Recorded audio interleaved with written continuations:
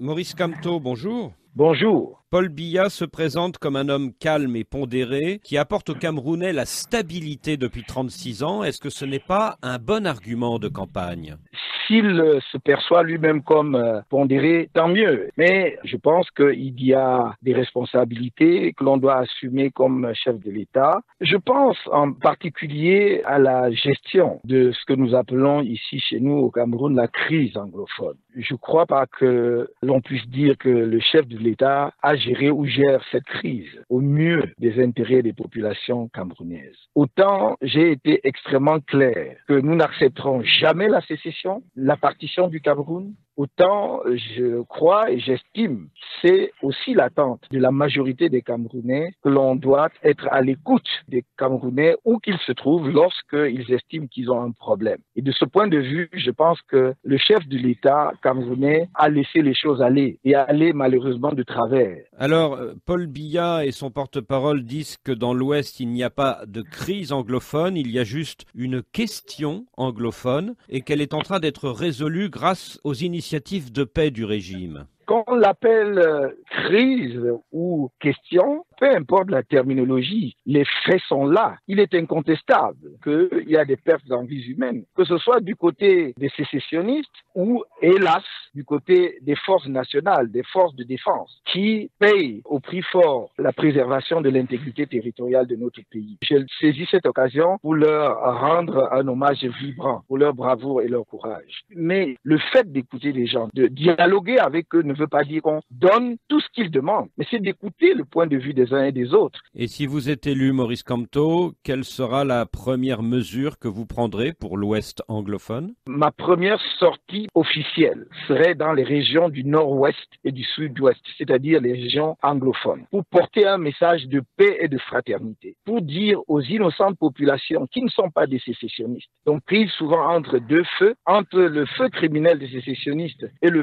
feu des forces de défense nationale, le feu de l'État, le feu républicain des forces qui défendent l'intégrité territoriale de notre pays, dire à ces populations, vous êtes nos frères et sœurs, sortez des forêts, je vais aller chercher ceux qui sont dans les camps de réfugiés. Ensuite, dans un deuxième temps, je mettrai en place le cadre du dialogue inclusif qui va nous permettre de mettre nos cœurs ensemble pour trouver la solution. Je n'ai jamais caché que ma préférence personnelle, c'était pour le régionalisme avec des compétences spéciales ou un statut spécial pour les régions du Nord-Ouest et du Sud-Ouest afin de prendre en compte leurs spécificités historiques. Avec un transfert réel de compétences et de ressources, on pourrait trouver une solution à la crise. Mais si le dialogue national que je vais mettre en place opte pour une autre forme de l'État à la majorité des Camerounais, parce que j'entends soumettre au référendum le résultat du dialogue, si donc la préférence des Camerounais est pour la forme de l'État qui sortira de cette discussion, de ce dialogue, alors je prendrai acte du choix des Camerounais. S'il est élu, votre concurrent Joshua aussi promet de multiplier par 5 le salaire minimum des Camerounais sur une période de 5 ans. Qu'est-ce que vous en pensez? Je m'abstiendrai de commenter le programme et les propositions des candidats de l'opposition, parce que ce ne sont pas eux l'adversaire. L'adversaire, c'est le candidat du RDPC, c'est-à-dire le président sortant, M.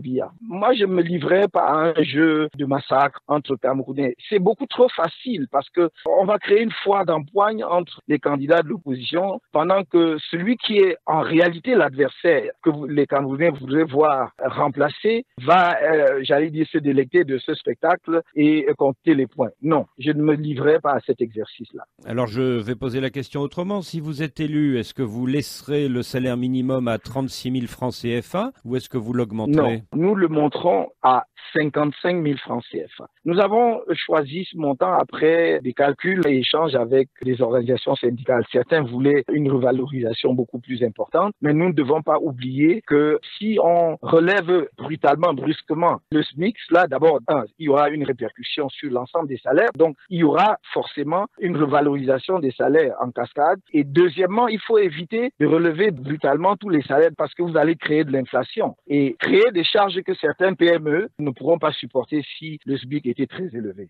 Entre Akeremouna et vous, on ne voit pas de grande différence idéologique. Vous êtes tous les deux contre la corruption systémique qui ronge le Cameroun. Et pourtant, vous n'arrivez pas à vous mettre d'accord pour une candidature commune. Est-ce une bataille entre deux égos? Non, j'entends parler beaucoup d'ego surdimensionné. D'abord, j'ai toujours dit, c'est peut-être pas le mot le plus approprié parce qu'il faut avoir un peu d'ego pour entreprendre quoi que ce soit. Maître Akeremouna et moi avons effectivement des convergences. Nous n'avons cessé de garder le contact. Est-ce que même à 2 semaines de l'élection, nous pouvons encore espérer aboutir à quelque chose? Je ne désespère pas. Et donc, nous sommes ouverts. On peut créer une vraie synergie, créer les conditions d'une certitude de la victoire. Vous avez été ministre de Paul Biya pendant 7 ans. Quand Joshua aussi dénonce les candidats qui changent d'habit, est-ce que vous ne vous sentez pas visé? Non, je me sens visé par rien du tout. J'assume pleinement une trajectoire de vie et une trajectoire politique.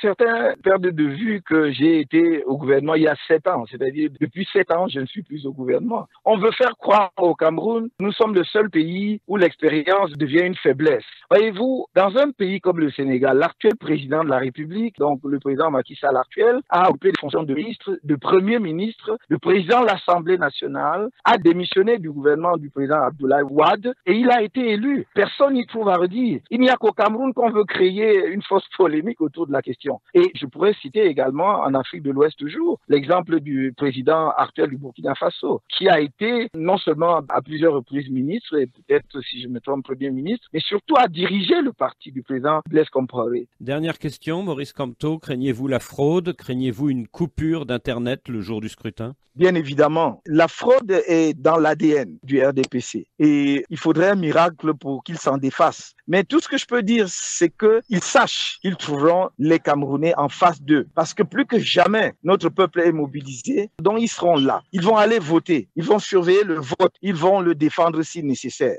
En ce qui concerne les coupures d'Internet, oui, c'est une perspective qu'il ne faut pas écarter. On a vu des coupures d'Internet dans la zone anglophone. Pourquoi ne serait-il pas tenté de le faire à l'occasion de la prochaine élection? Mais on sera là, d'une manière ou d'une autre, nous nous assurerons que nous avons les résultats sortis des urnes. Maurice Kamto, merci.